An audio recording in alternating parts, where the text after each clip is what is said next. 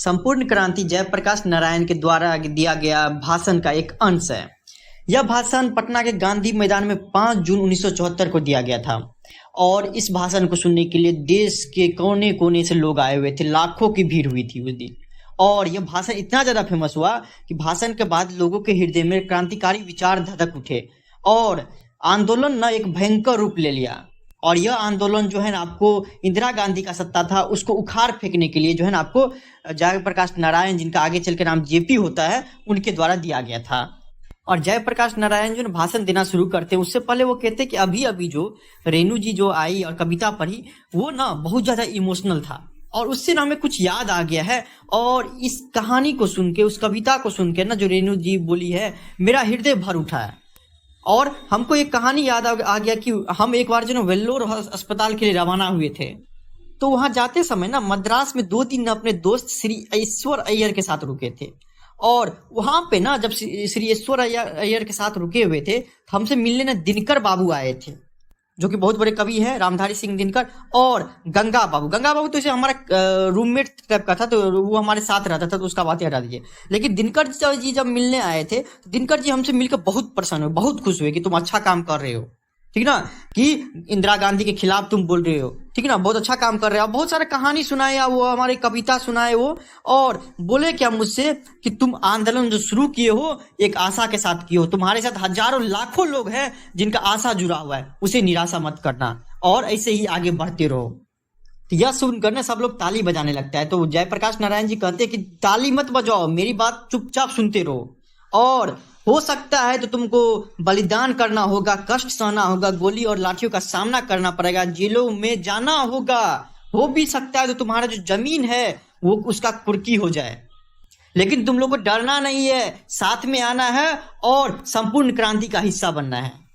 तुम लोग वो दिन भूल गए जबकि भारत की आजादी के लिए लाखों हजारों लोगों ने कुर्बानी दी थी, जिसके लिए सरदार भगत सिंह, उनके साथी, बंगाल के सारे क्रांतिकारी साथी, महाराष्ट्र के साथी, देश भर के क्रांतिकारी सभी गोली का निशाना बने, या तो फांसी पर लटक गए या कि स्वराज के लिए बलिदान दे दिया अपना। लेकिन आज जो 27-28 वर्ष के बाद भी हमारा जो स्वराज प्राप्त हुआ है उसमें जनता कहरा रही है, भूख है, महंगाई है, भ्रष्टाचार है, ठीक ना। कोई काम जो है रिश्वत के बिना नहीं होता है। सरकारी दफ्तरों में या बात करें बैंकों में बिना टिकट के नहीं जा सकते हैं, रिश्वत के बगैर तो कोई काम ही नहीं होता है अभी के टाइम में। और शिक्षा संस्था ना भ्रष्ट हो चुकी है, हजारों नौजवानों का भविष्य अंधेरे में जा चुका है। और शिक्षा तो दी जाती है लेकिन गुलामी की शिक्षा पाकर भी जो है ना नौजवान सब दर दर की ठोकर खाते रहती है, लेकिन नौकरी नहीं मिलती है। दिन पर दिन बेरोजगारी बढ़ती जा रही है। इंदिरा गांधी तो भले ही देती है नारा गरीबी हटाओ, लेकिन पिछले वर्षों के कंपैरिजन में गरीबी और बढ़ गई है। और इतना ही नहीं मित्रों, जिस रात जो है ना दिनकर जी हमको समझा रहे थे कि तुम अच्छा काम कर रहे हो, उसी रात देखिए उनका किस्मत क्या था कि हम लोग जो है एक और मित्र रामनाथ जी गोयनका, जो कि इंडियन एक्सप्रेस के मालिक है, वहां पे जो मेहमान के तौर पे रुके हुए थे सब लोग। तो दिनकर जी को ना हार्ट अटैक आ गया था। तो हार्ट अटैक आ गया तो दिनकर जी को क्या करे, 3 मिनट के अंदर ना वो उसको हॉस्पिटल पहुंचा दिया मद्रास में, जो कि विलिंगटन नर्सिंग होम करके शायद उसे कहते हैं, वहां पे पहुंचा दिया। लेकिन अगर पटना में रहते हो तो 3 घंटा में भी नहीं पहुंच पाते। अगर 3 घंटा में पहुंच जाते तो फिर क्या होता कि डॉक्टर नहीं आ पाता। अगर मान लीजिए डॉक्टर भी रहता तो क्या होता, मेडिसिन नहीं मिल पाता, और मेडिसिन मिलता तो क्या होता, वो अच्छे से काम नहीं करता।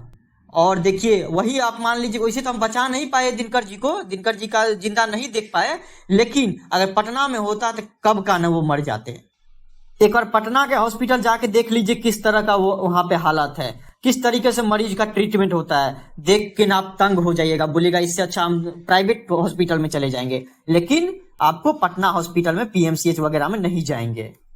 अगर आज जिंदा बेनीपुरी जी रहते और दिनकर जी रहते, उनका बात ही अलग है, वो अलग तरीके का एनर्जी आप लोगों के अंदर भर देते। लेकिन किस्मत देखिए कि दोनों में से कोई जिंदा नहीं है।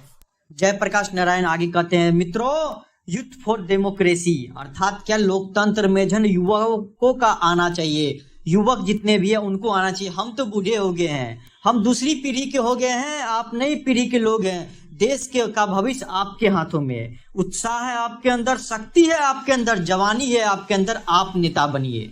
ठीक ना। हम सिर्फ और सिर्फ आपको मार्गदर्शन दिखाएंगे। उस पे जो है छात्र सब क्वेश्चन करते कि ऐसा नहीं, मार्गदर्शन से काम नहीं चलेगा, आपको नेतृत्व करना पड़ेगा। बोला ठीक है हम नेतृत्व करेंगे, लेकिन फैसला मेरा होगा, विचार सबका सुनेंगे, जो बोलेगा हर एक कास्ट का सुनेंगे, हर एक यूथ का सुनेंगे, बूढ़े लोगों का, हर एक का सुनेंगे, लेकिन फैसला मेरा होगा। तो सब लोग जो है ना वहां पे क्या बोला, ठीक है कोई दिक्कत ना, फैसला आपका होगा, लेकिन सुनना सबको सबका पड़ेगा। फिर वो अपने बारे में बताते हैं कि 1921 में हम भी यही पटना यूनिवर्सिटी से जो है ना आपको ISC का पास किए हुए थे, और चूंकि हम साइंस के विद्यार्थी थे तो राजेंद्र बाबू का सचिव था जिनका नाम मथुरा बाबू था, उनके दामाद ना बाबू फूलदेव सराय वर्मा थे। तो उनके पास ने हमको भेज दिया गया कि फूलदेव बाबू के साथ रहो और उनके लेबोरेटरी में कुछ जो है ना काम काज सीख लो, ताकि जो है कमाने में दिक्कत ना होगा। तो हम वहां पे काम करने लगे। फिर हमको एक बात और यार वो बोलते हैं कि हम जब हाई स्कूल में थे तो एक आदमी आया हुआ था जिनका नाम था स्वामी सत्यदेव। उनका भाषण सुने हुए थे कि आप अमेरिका में भी जाके पढ़ सकते हैं, अगर आपके पास पैसा ना होगा तब आप कमाइएगा, आप पढ़िएगा, एक साथ दोनों काम कर सकते हैं। इंडिया में तो नहीं होता है, पार्ट टाइम जॉब करके आप पढ़ सकते हैं। वो सुना हुआ था तो उसके दिमाग में आया। फिर वो क्या था, अमेरिका चले गया, अमेरिका में मजदूरी किया, बगानों में काम किया, कारखानों में काम किया। उसके बाद हम पैसा जुटा जुटा के जो पढ़ना शुरू किए। और इतना ही नहीं, रविवार के दिन जब छुट्टी रहती थी उस दिन हम रेस्टोरेंट में काम करते थे या होटल में बर्तन धोया करते थे या वेटर का काम करते थे, और सस्ते में खाना पीना खा के जो है ना 3-4 विद्यार्थी मिलकर पकाते थे ताकि सस्ता में हो जाए। इस तरीके से हम जिंदगी बिताए और पढ़े वहां पे। और इतना ही नहीं, अमेरिका जब गए हुए थे तो हमें बहुत सारे लोगों ने बोला अमेरिका का दलाल, जनता कहते थे, वो कहते थे निक्सन को दे दो तार, जयप्रकाश की हो गई था हार। क्योंकि हम अमेरिका गए थे पढ़ने के लिए, इसलिए जो है भारत के जनता लोग ये सब हम पे टिप्पणी किया करते थे। लेकिन वो नहीं जानते कि किस हालत में हम पढ़े हैं, किस हालत में गए हैं, वो सब नहीं जानते हैं। और जब हम BA पास कर लिए तब हम जो है ना असिस्टेंट बन गए डिपार्टमेंट का। तब हमें थोड़ी बहुत राहत हुई कि थोड़ा बहुत पैसा भी आ रहा था। जयप्रकाश नारायण आगे अपने भाषण में कहते हैं कि 1924 में लेनिन मर गए थे और उसी साल ना हम मार्क्सवादी बन गए थे।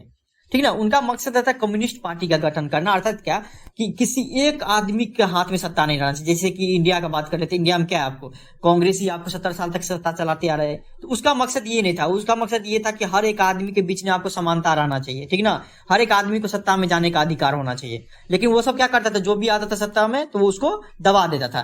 तो वो इसलिए बोला था क्या, जो भारत लौटे ना, जब पढ़ लिख के आपको नौकरी करके जब भारत लौटे तो हम एक कम्युनिस्ट बन के लौटे थे।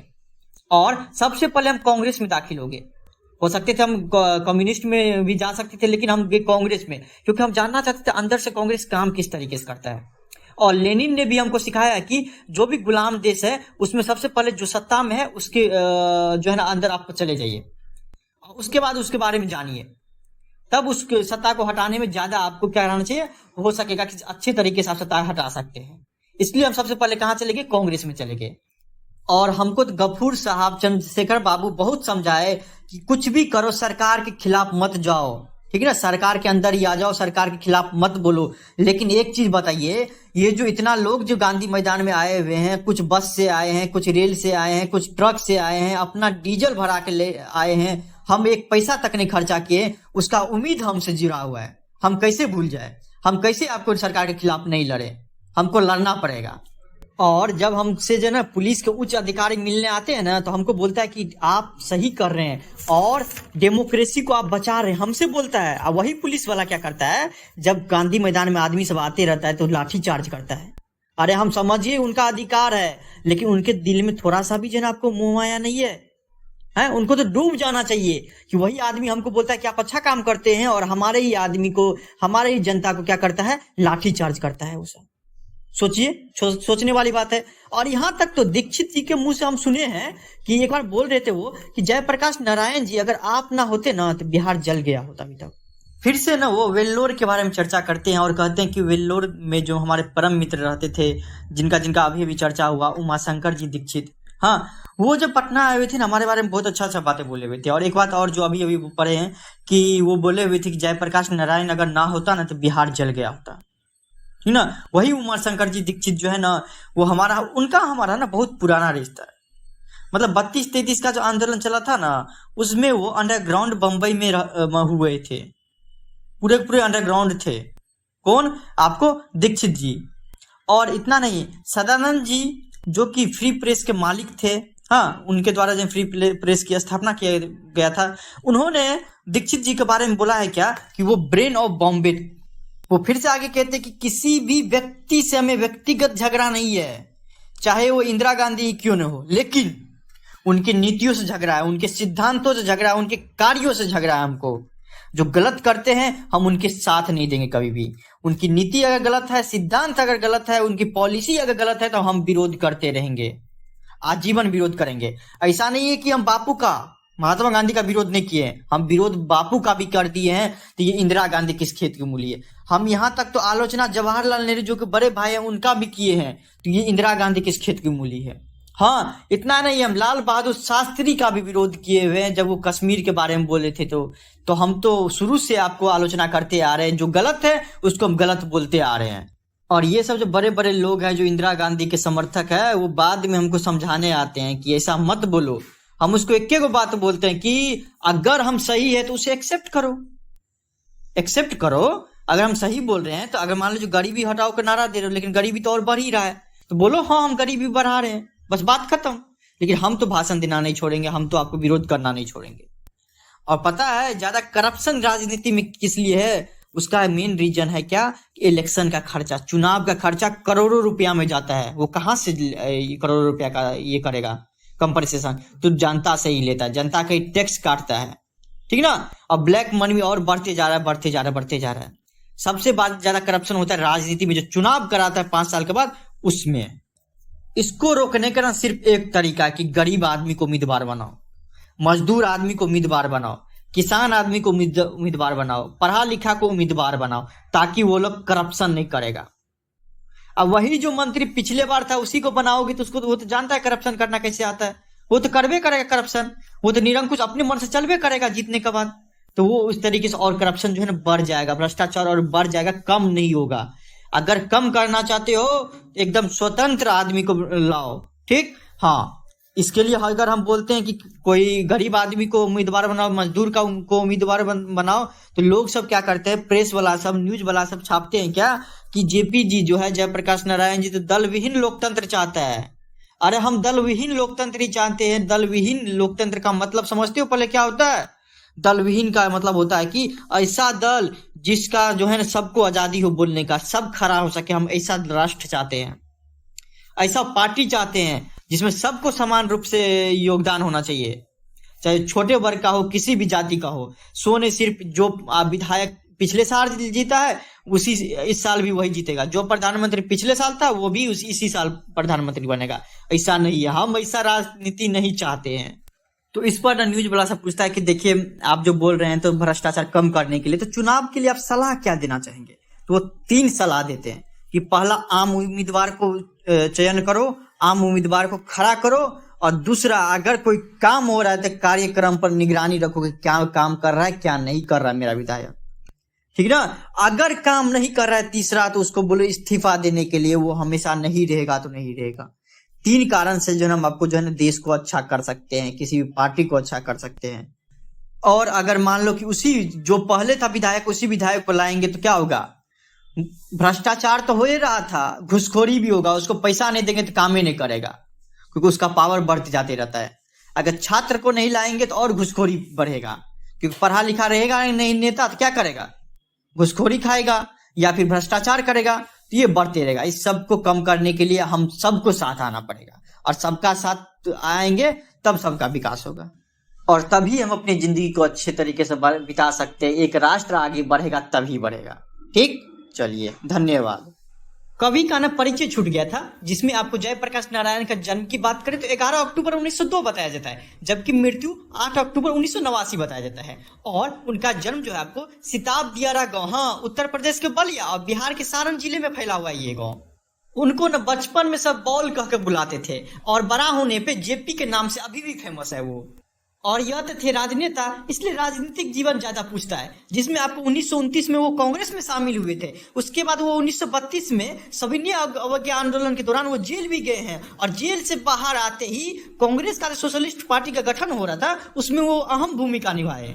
और इतना तो छोड़िए, 1939 की बात करें, 43 की बात करें, उसमें भी वो जेल गए हैं। लेकिन लोग उनको 1942 के आंदोलन के बाद से जानने लगे। उसके बाद आज़ादी के बाद 1952 में वो प्रजा सोशलिस्ट पार्टी का गठन में भी इनका योगदान है। उसके बाद धीरे धीरे वो आपको राजनीतिक जीवन से संन्यास लेते गए। उसके बाद 1954 में विनोबा भावे के सर्वोदय आंदोलन से भी जुड़े वो। उसके बाद 1974 में वो छात्र आंदोलन का भी नेतृत्व इन्हीं के द्वारा किया गया था। और इमरजेंसी जो इंदिरा गांधी लगाई थी, उसके दौरान वो जेल भी गए फिर से। और इतना तो छोड़िए, आपको भारतीय जनता पार्टी जो है इनके मार्गदर्शन में ही बना। वैसे वो कविता सब, डायरी सब लिखते रहते थे, लेकिन उनका जो कृति है रिकंस्ट्रक्शन ऑफ इंडियन पॉलिटी, ये बहुत ज्यादा फेमस है उनका। और इनको जो सम्मान मिला था 1965 में समाज सेवा के लिए मैग्सेस सम्मान, और 1998 में भारत रत्न से इनको नवाजा गया था। और इनका जो पूरा भाषण है वो आपको जन मुक्ति नाम का जो किताब है उसमें लिखा गया है।